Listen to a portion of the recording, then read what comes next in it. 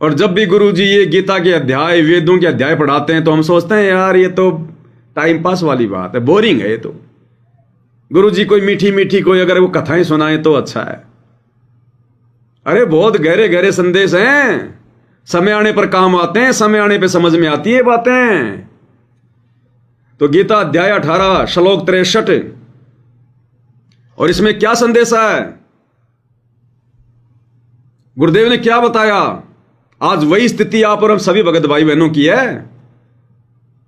पहले तो परमात्मा ने गीता जी से पढ़ाया कि इस काल ने अपना विधान बताया पूरा। गीता अध्याय 8 श्लोक नंबर 13, ओम इति एक अक्षर ब्रह्म व्यवहारण माम अनुशमरण ये पर्याति तजन देहम शयाति परमाम गतिम। कि भाई मेरा तो एक ओम नाम का मंत्र है और मैं तो ब्रह्मलोक में रहता हूं, और जो अंतिम श्वास तक ओम नाम की साधना करेगा वो मेरे ब्रह्मलोक को प्राप्त करेगा। फिर बताया गीता अध्याय 8 श्लोक 16 कि ब्रह्मलोक पर्यंत जितने भी लोक हैं वो सब पुनरावर्ती में हैं, यानी ब्रह्मलोक में गया हुआ भगत भी वापस जन्म मरण में आएगा, गधा कुत्ता बनेगा। फिर ब्रह्मा विष्णु महेश के बारे में बताया अध्याय 7 श्लोक नंबर 12 से 15 कि तीनों गुणों के द्वारा जिनका ज्ञान हरा जा चुका है, ब्रह्मा जी के रजोगुण के द्वारा, विष्णु जी के सतोगुण के द्वारा, शंकर जी के तमोगुण के द्वारा, जिनकी बुद्धि हरी जा चुकी है, जिनका ज्ञान हरा जा चुका है, जो केवल उन्हीं तक की पूजा में सीमित हो गए, वो तो राक्षस स्वभाव को धारण किए गए मूर्खों में नीच है, मंद बुद्धि है। फिर गीता अध्याय 7 श्लोक नंबर 18 में बता दिया कि अर्जुन मेरी भक्ति भी घटिया अनुतमाम। और गीता अध्याय 4 श्लोक 5 और 9, 2 के 12 और 10 के 2 में बता दिया। देखना रे सिग्नल गए।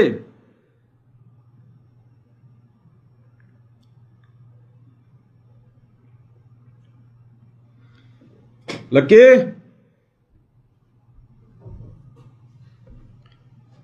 नेटवर्क आ गए जी वापस। बीच बीच में नेटवर्क चले जाते हैं भाई और बहनों, थोड़ा सा पीछे से रिपीट करूंगा हल्का सा। तो इस काल ने अपना विधान बताया गीता जी में, जो गुरुदेव ने हमें बताया, और आज आप और हम भाई बहन उसी स्थिति में खड़े हैं, उसी स्थिति में। और हम क्यों निर्णय नहीं कर पा रहे? क्योंकि हमने इन अध्यायों को सुनते समय ध्यान नहीं दिया गुरुजी समझाना क्या चाहते हैं। ये स्थिति जो उस काल ने श्री कृष्ण जी के रूप में अर्जुन के सामने प्रकट की, अंत में गीता अध्याय 18 श्लोक नंबर 63 में, वो स्थिति बरवाला कांड के बाद गुरुदेव ने आप और हम भाई बहनों के सामने प्रकट कर दी। तो इस काल ने, इस ब्रह्म ने अपना विधान बताया पहले। गीता अध्याय 8 श्लोक 13, ओम इति एक अक्षर ब्रह्म व्यवहारण माम अनुशमरण ये पर्याति तजन देहम शयाति परमाम गतम। कि भाई अर्जुन मेरा तो एक ओम नाम का मंत्र है, और जो साधक अंतिम श्वास तक ओम नाम की साधना करेगा वो कहां जाएगा? वो मेरे ब्रह्मलोक में जाएगा, मुझे प्राप्त होगा। फिर गीता अध्याय 8 श्लोक नंबर 16 में बता दिया कि उस ब्रह्मलोक में क्या है, तुम कितने दिन रहोगे वहां पर, पूर्ण मोक्ष है कि नहीं है। तो गीता अध्याय 8 श्लोक 16 कि ब्रह्मलोक में गए हुए जो प्राणी हैं वो भी जो है वो पुनरावर्ती में हैं, यानी ब्रह्मलोक में गया हुआ साधक भी जन्म मरण में आएगा, वापस पृथ्वी पर आएगा, नरक में जाएगा, 84 लाख योनियों का कष्ट उठाएगा। फिर गीता अध्याय 4 श्लोक 5 और 9, 2 का 10 और 12 का 2 साफ कर दिया कि अर्जुन तेरे और मेरे बहुत जन्म हो चुके हैं, तू नहीं जानता मैं जानता हूं। यानी हम जन्म मरण में, ना तू जन्म मरण से बाहर है ना मैं जन्म मरण से बाहर हूं। फिर गीता अध्याय 7 श्लोक 12 से 15 में तीनों देवताओं की भक्ति के बारे में बता दिया कि जिन लोगों की बुद्धि ब्रह्मा विष्णु महेश तक ही जो है वो टिकी हुई है, इनसे ऊपर किसी को भगवान ही नहीं मानते, यानी मुझ काल को भी नहीं पूछते। तीनों गुणों के द्वारा जिनकी बुद्धि हरी जा चुकी है, ब्रह्मा जी का रजोगुण, विष्णु जी का शतोगुण, शंकर जी का तमोगुण, जिसके प्रभाव से समस्त जन समुदाय की बुद्धि हरी जा चुकी है, जो इनसे ऊपर किसी को भगवान नहीं मानते, कहते हैं वो तो राक्षस स्वभाव को धारण किए हुए मनुष्य में नीच दूषित कर्म करने वाले मूढ़ प्राणी हैं। फिर अध्याय 7 श्लोक 18 में बता दिया कि अर्जुन मेरी भक्ति भी घटिया, यानी मेरी जो ओम नाम की साधना है ना, जो करके जो तुम जो है ब्रह्मलोक में जाओगे महास्वर्ग में, वो भी अनुतमाम घटिया, वापस जन्म मरण में आना पड़ेगा। फिर बताया उस पूर्ण परमात्मा की भक्ति करनी है। अध्याय 18 श्लोक 62। अगर तुझे उस परम सनातन धाम को प्राप्त करना है, जहां जाने के बाद साधक लौटकर संसार में नहीं आता, जन्म मरण नष्ट हो जाता है, तो भाई वो भक्ति प्राप्त करने के लिए गीता अध्याय 4 श्लोक 34 में बताया, तो किसी तत्वदर्शी संत की खोज कर, भली भांति दंडवत कर, आधीन हो, दास भाव लेके आ, उसको प्रसन्न कर, उसकी आज्ञा में रह, तब वो तत्वदर्शी महात्मा तुझे तत्व ज्ञान का उपदेश करेंगे, यानी ज्ञान देंगे, तुझे नाम देंगे। और उसकी प्राप्ति का जो मंत्र है वो बता दिया अध्याय 17 श्लोक नंबर जो है 23 में, ओम तत् सत इति निर्देश ब्रह्मणे त्रिविध समर्थे। और बता दिया भाई मैं तो बहुत ही नीचे स्तर का हूं, भगत जो है वो भगवान हूं। अध्याय 15 श्लोक 16 और 17, क्षर पुरुष और अक्षर पुरुष ये दोनों नाशवान। और फिर बताया उत्तम पुरुष तू अन्य परमात्मा इति उदारते, ये लोक तरम अवश्य विवर्ती अवैश्वर है, कि वो उत्तम पुरुष यानी सर्वश्रेष्ठ परमात्मा तो कोई और ही है, उसकी जानकारी तुझे वो तत्वदर्शी संत देगा। तो ये सारा मोटा मोटा ज्ञान गीता जी में उस काल ब्रह्म ने अर्जुन को बताया, सब कुछ समझा के बता के फिर अध्याय 18 श्लोक नंबर 63 में उसने क्या कहा कि भाई देख अर्जुन, अगर मेरी शरण में रहना है तो भैया जन्मना पड़ेगा और मरना भी पड़ेगा। अगर तूने मेरी शरण में रहना है तो तूने जन्म भी लेना पड़ेगा बार बार, तूने 84 में भी जाना पड़ेगा, नरक में भी जाना पड़ेगा, कष्ट भी भोगने पड़ेंगे। और अगर तुझे उस परम सनातन धाम की भक्ति करनी है, तत्वदर्शी संत की शरण में जाके भक्ति करनी है, तो भैया देख ले, मैंने तेरे को बता दिया, उस तत्वदर्शी संत की शरण में चला जा। और फिर अध्याय 18 के श्लोक नंबर इस 63 में साफ साफ कर दिया कि देख मैंने तुझे जो बताना था वो बता दिया अर्जुन, अब तुझे मेरी शरण में रहना है या तुझे उस तत्वदर्शी संत की शरण में जाना है, अब ये तेरे ऊपर है, अब ये निर्णय भगत तेरे ऊपर है। तूने सर्व भाव से उस परमात्मा की शरण में जाना है या मेरी जन्म मरण वाली साधना में रहना है। अध्याय 18 श्लोक नंबर उस 63 में साफ साफ कर दिया कि अर्जुन अब ये तेरे ऊपर है। भाई पहले सुन ले सत्संग परमात्मा का, फिर समझ में आएगा ये बरवाला कांड क्या है भाई और बहनों, और क्यों परमात्मा ने आज हमें फ्री छोड़ रखा है। अब 63 में लिखा है, अध्याय नंबर 18 का मंत्र 63 में कहा है, इस प्रकार ये गोपनीय से भी अति गोपनीय ज्ञान मैंने तुझसे कह दिया, ये गुप्त से गुप्त ज्ञान कह दिया। इस रहस्य युक्त ज्ञान को पूर्णतः भली भांति विचार कर, जैसे चाहता है वैसे कर।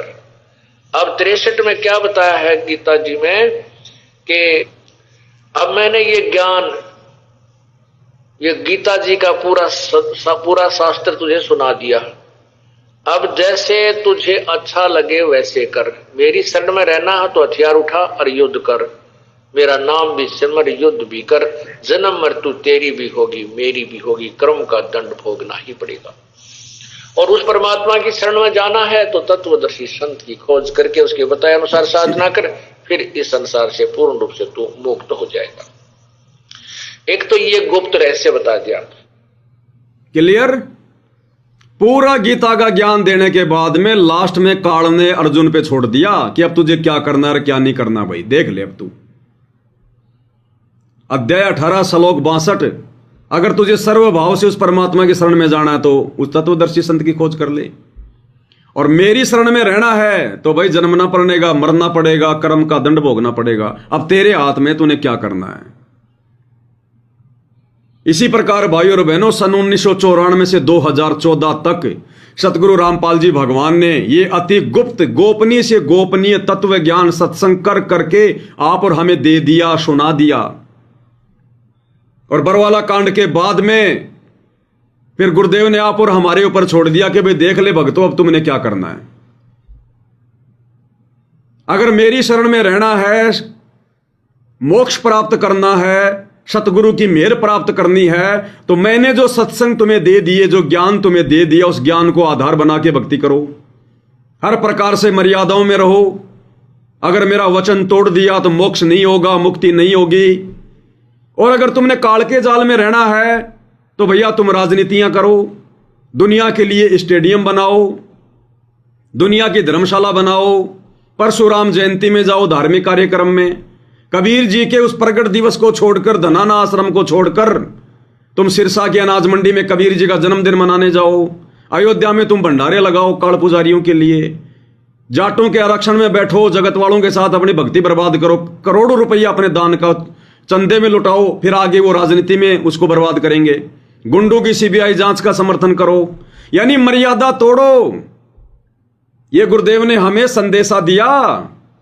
ये बरवाला कांड के बाद गीता अध्याय 18 श्लोक नंबर 63 जैसी स्थिति आप और हमारे सामने है कि भैया मैंने तुझे अति गुप्त से गुप्त, गोपनीय से गोपनीय ज्ञान दे दिया अर्जुन। अब तूने क्या करना है? मेरी शरण में रहना है या उस तत्वदर्शी संत की शरण में जाना है? तो गुरुजी ने भी पूरा ज्ञान दे दिया और अंत में हमें फ्री छोड़ दिया कि भक्तों अब देख लो तुम्हें क्या करना है। अगर मेरी शरण में रहना है, सतगुरु की शरण में रहना है, तो भैया जो सत्संगों में मैंने बता दिया, जो मर्यादा, जो नियम, जो भक्ति, उस हिसाब से करो। और काल की गोद में वापस बैठना है तो थोड़े दिन बाद में मेरा परिवार ड्रामे करेगा, ये कोऑर्डिनेटर ये ड्रामे करेंगे, इनके ड्रामे में इनका साथ दो और काल की गोद में जाओ। तो ये संदेशा दे रहा है ये गीता अध्याय 18 श्लोक नंबर 63, जिनको हम सामान्य श्लोक समझा करते थे। अरे हमने अपने ऊपर लागू करना है। गुरुजी ने हमें कोई हमारा टाइम पास करने के लिए थोड़ी सुनाए थे ये श्लोक कि भक्तों का टाइम पास हो जाएगा।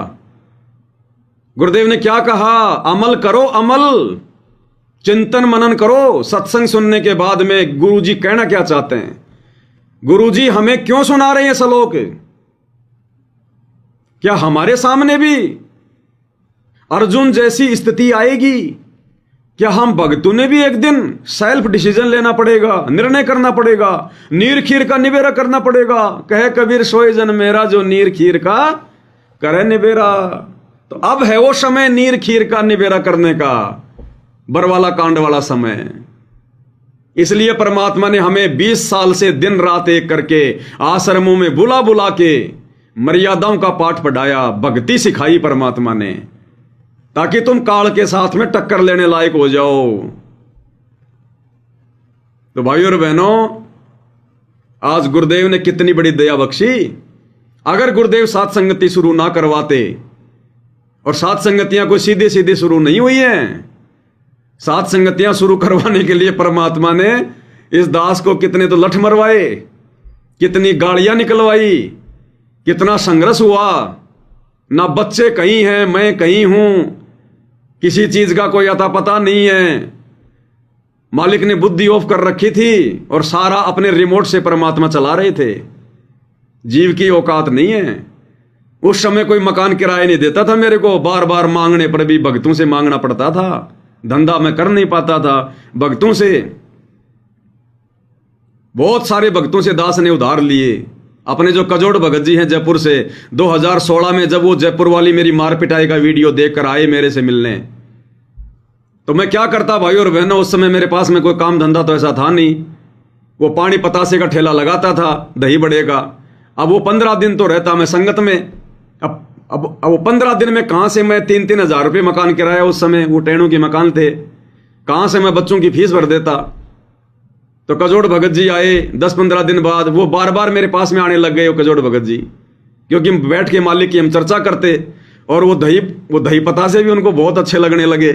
तो बच्चों के लिए पैक भी करवा के ले जाते और खुद भी खाते आके। तो फिर अब मेरे पास मकान किराया नहीं, मांगते हुए शर्म आवे। एक दिन थोड़ी हिम्मत करके मैंने कह दिया, मगर भगत जी 10-1 हजार रुपये की जरूरत है। उन्होंने चुपचाप निकाल के दे दिया मेरे को, लो भगत जी। हालांकि परमात्मा ने फिर 4-5 महीने बाद में उनके वापस करवा दिए। ऐसे एक भगत जी और थे, वो दयाराम जी। अब तो वो मदन पंथ में चले गए, वो भ्रमित हो गए। उनसे दास ने 10-15 हजार रुपए लिए, बाद में परमात्मा ने उनके भी चुकवा दिए। कहने का मतलब है बाद में परमात्मा ने दास का काम धंधा भी ऐसा चलाया। जब मैं उत्तराखंड में था 1 साल तक परमात्मा ने दही बड़े का ऐसा काम चलाया मालिक ने, महीने का 1 लाख रुपया दास के घर में जो है बचत होने लग गई। महीने का 1 लाख रुपया, इतने ज्यादा दही बड़े बिकने लग गए। ऋषिकेश के लोग, देहरादून के लोग आते खाने के लिए। मसूरी वहां से 60-70 किलोमीटर था, वहां से लोग स्पेशल आते थे अपने रिश्तेदारों को लेकर, चलो वहां खाएंगे, वो सतगुरु वाले खाएंगे वो दही बड़े, सतगुरु दही पतासी। तो मालिक ने ऐसा धंधा चलाया, महीने के 1 लाख रुपए की बचत।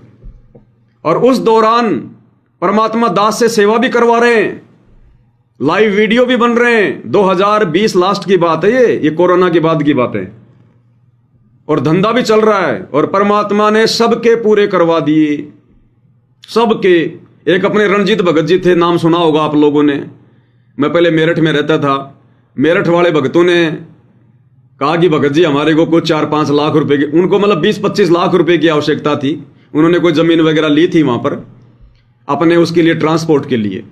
तो वो बोले भगत जी अपना यहाँ पर ये समागम भी होता है और अपने को जगह भी मिल जाएगी, अपने को किराया भी नहीं देना पड़ेगा। पहले हम लोग महीने का 30-35 हजार रुपये वहां पे किराए दिया करते थे। तो दास ने भी सोचा भाई कोई बात नहीं है, भाई भगत ही तो है, धीरे धीरे वापस कर देगा।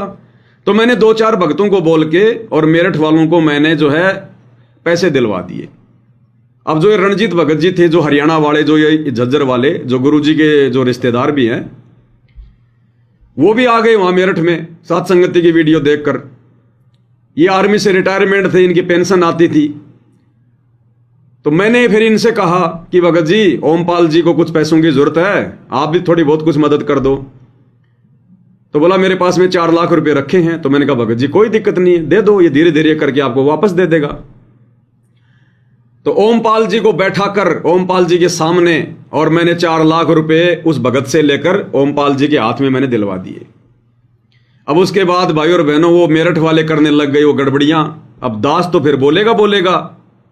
तो दास ने उनके खिलाफ बोलना शुरू कर दिया, वो फिर मेरे खिलाफ हो गए। फिर मैंने कहा भैया वो पैसे, तुम बोलो मैंने तुम्हारे लिए ये कर दिया, वो कर दिया, ऐसा कर दिया, वैसा कर दिया। वो 4 लाख रुपए देने से उन्होंने मुझे मना कर दिया। और वो रणजीत भगत जी मेरे बुरी तरह पीछे लग गए, बुरी तरह पीछे। ना जीने दे ना मरने दे भाई। अब भाई बड़ी मुश्किल से परमात्मा ने दया करी, भगतों को बीच में डाल के हमने एग्रीमेंट किया कि भगत जी देखो मेरे पास तो है नहीं अब, और आपको भी पता है इस बात का, मैंने आपका 1 रुपया भी मैंने कोई काम में लिया नहीं है, सारे पैसे मैंने ओमपाल को दिलवाए। अब वो भगत जी अगर फिर गया, अगर झूठा हो गया तो मैं क्या करूं? बोला नहीं मैं तो आपको जानता हूं, मैंने तो आपके कहने से पैसे दिए थे। मैंने कहा ठीक है भैया, ये तो सही कहते हैं, वो बात है कि जर जोरू और जमीन, जर जोरू और जमीन और जामनी, इन 4 चीजों के चक्कर में नहीं पड़ना चाहिए भगत ने। जर यानी कभी भी अपने अहंकार का कोई प्रयोग नहीं करना चाहिए, जोरू यानी कभी औरत के चक्कर में नहीं पड़ना चाहिए, और जमीन यानी ये जो लेन देन के फालतू के जो है ना ये सिस्टम, ये लफड़े दफड़े ये जमीन वाले, इनमें नहीं पड़ना चाहिए। और जामनी यानी किसी की जमानत नहीं लेनी चाहिए भगत ने, किसी के बीच में नहीं पड़ना चाहिए कि ये नहीं देगा तो मैं दे दूंगा। तो दास ने वो जामनी वाली गलती कर दी कि ठीक है भगत जी ये आपको पैसे दे देगा, उसने मना कर दिया। वो भाई मेरे पीछे पड़ गया, फिर बीच बचाव करके एग्रीमेंट किया कि भगत जी हर महीने आपको मैं 10,000 रुपये दूंगा। अब फिर मालिक ने सारी व्यवस्था करवाई भाई और बहनों। आज उस रणजीत दास भगत जी के भी पिछले लगभग 1 साल हो गई होगी, उस भगत जी का भी पूरा हिसाब किताब हो गया, परमात्मा ने उसके भी पूरे 4 लाख रुपए पूरे करवा दिए। तो कहने का मतलब है परमात्मा ने फिर भाई और बहनों दास के ऊपर फिर रजा भी बख्शी, और मालिक ने सबका हिसाब किताब पूरा करवाया, सबका।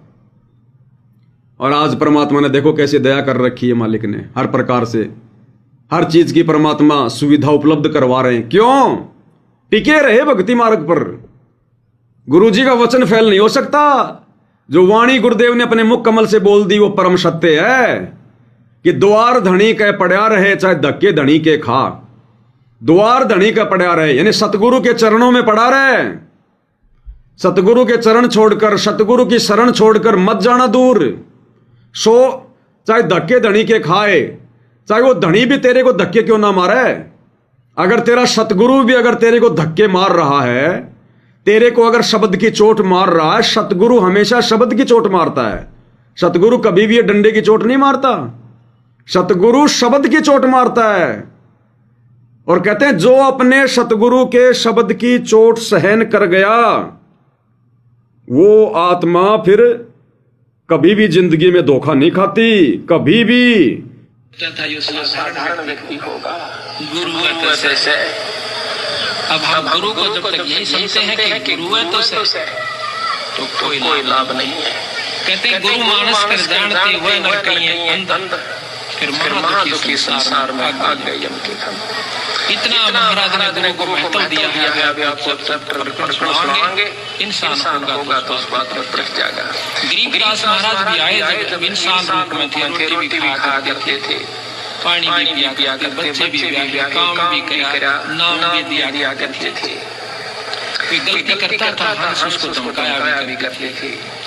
महाराज कहते हैं चेतावनी में चूक नहीं भी क्या देऊंगा गाड़ी, इतना बड़ा कहते हैं छोड़ के चेतावनी में तो कसर ना छोड़ियो, गाड़ तेरे इतनी समझ नहीं आली।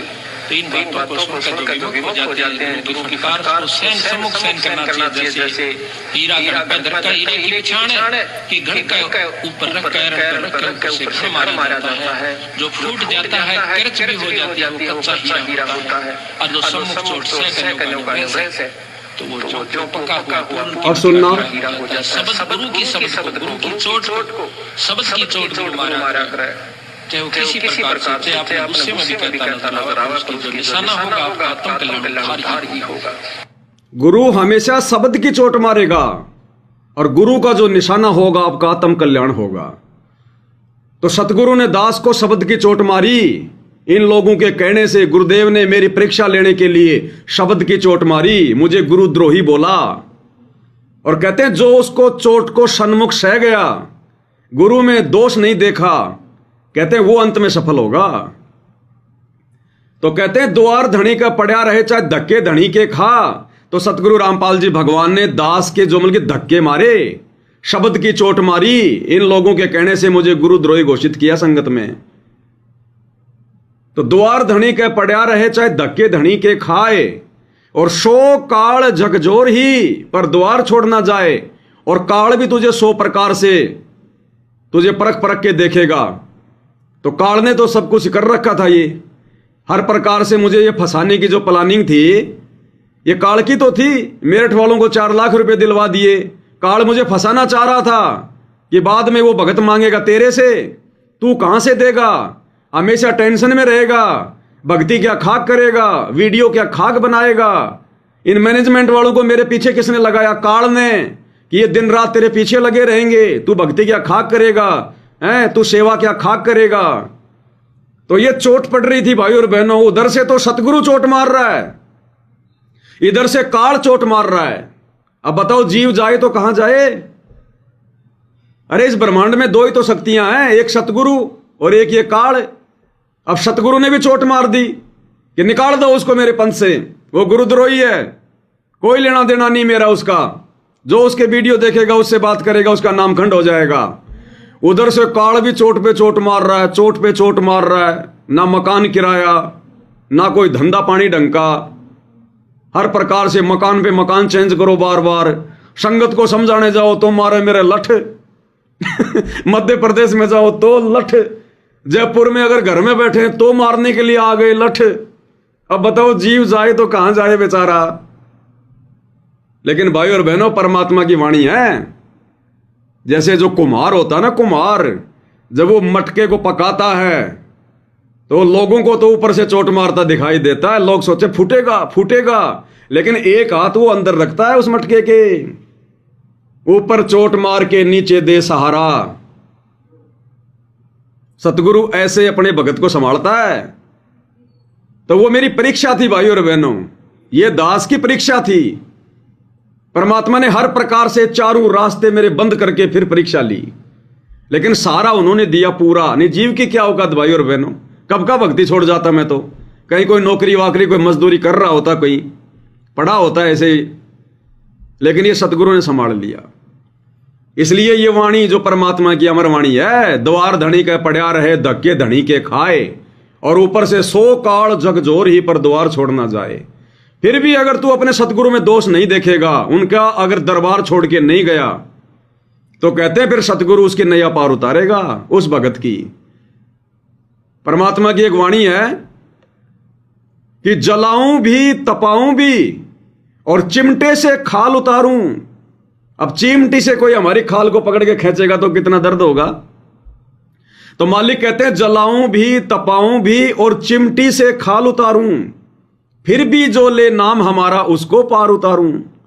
कहते हैं मेरे द्वारा यानी अपने सतगुरु के द्वारा इतने दुखों को, इतने उन कष्टों को झेल कर, और फिर भी यदि कोई भक्ति नहीं छोड़ता है, सतगुरु के चरणों में पड़ा रहता है कि मेरा गुरु जो कर रहा है मेरे भले के लिए कर रहा है, मेरे हित के लिए कर रहा है, अगर मुझे मौत भी आएगी तो मेरा गुरु अगर मुझे मौत भी दे रहा है तो मेरे भले के लिए है। क्या पता मैं काल के हाथों मरना था, मेरे सतगुरु ने मार दिया, कहीं मेरा ठोक ठिकाना तो होगा।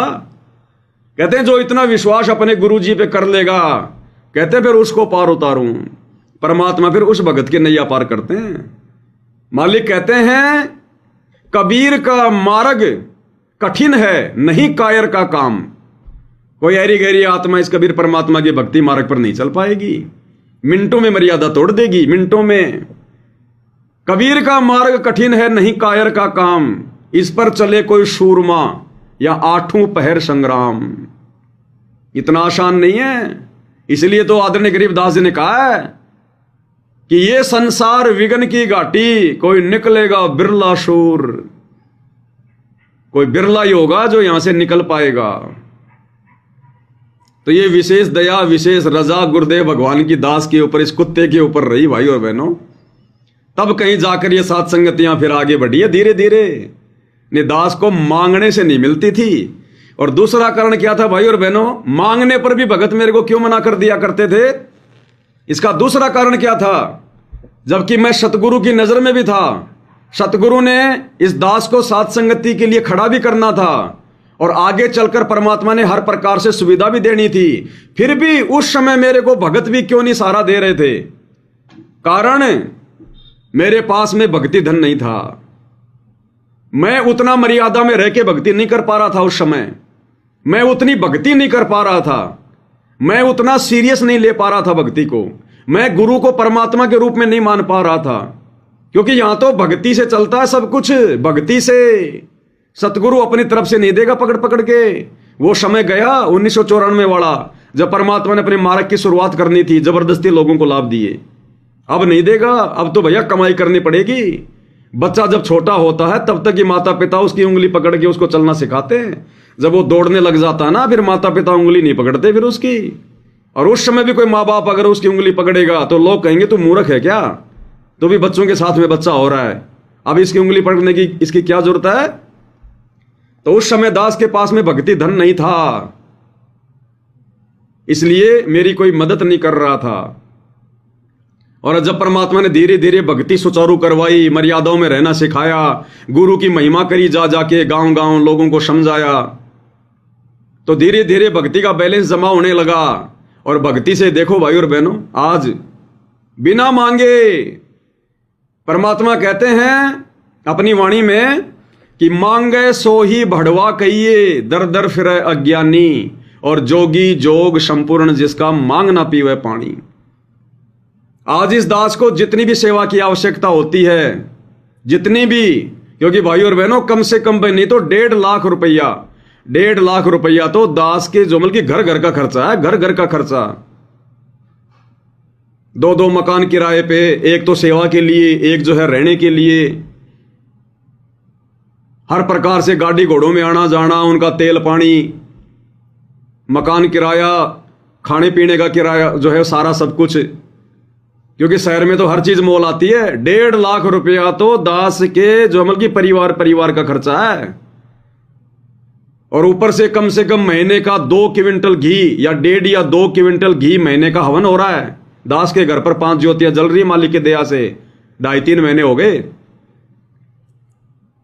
5 ज्योतियां जल रही हैं। उनमें रोजाना 1-1.25 किलो घी जाता है, रोजाना 1-1.5 किलो घी। तो महीने का कम से कम भी नहीं तो भाई और बहनों और छोटे मोटे खर्चे अलग हैं।